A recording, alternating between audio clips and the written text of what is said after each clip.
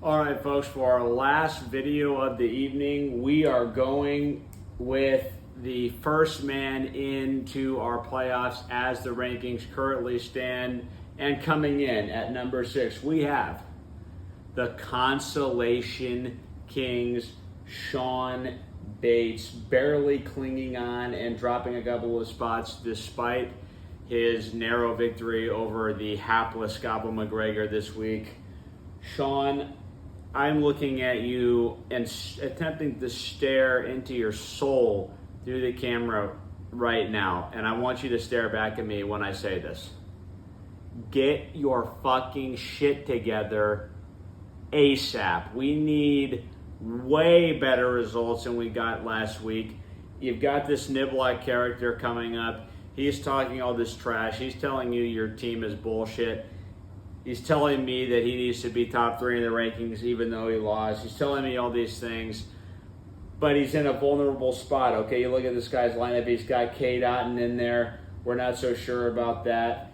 But a couple of things with your team. So the quarterback is an immediate concern at Kansas City. I don't love that matchup at all. I think that's potentially suspicious. I also think that Mark Andrews and DeAndre Hopkins could give you some trouble. Okay, Andrews looks to have been supplanted by Isaiah Likely. Who knows? We'll see. Week 2 will tell a lot. You got the Raiders, okay, a team that can be exploited potentially on the defensive side of the football. So we'll see if Mark Andrews can take advantage of that. But DeAndre Hopkins, Will Levis looked absolutely horrible last week. Possibly like a bottom 3 quarterback performance from Will Levis last week. Basically was the main reason this team lost the game. Hopkins also a little banged up. Don't love that you're having to start him this week when you look at the bench. Yeah, Christian Watson's not really startable either. And Freiermuth, I mean, forget about it. That's not going to help you at all. So you've got a couple of big issues with your team, and that's why you fell in the rankings despite your victory.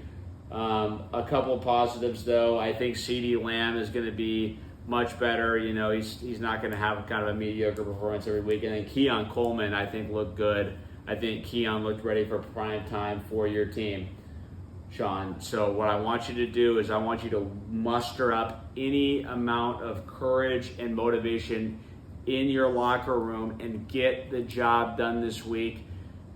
If you get to 2-0, you've got some breathing room. At 1-1, you're still okay, but you know, either way, we need to see some scoring. Okay, at least 100 points from your team.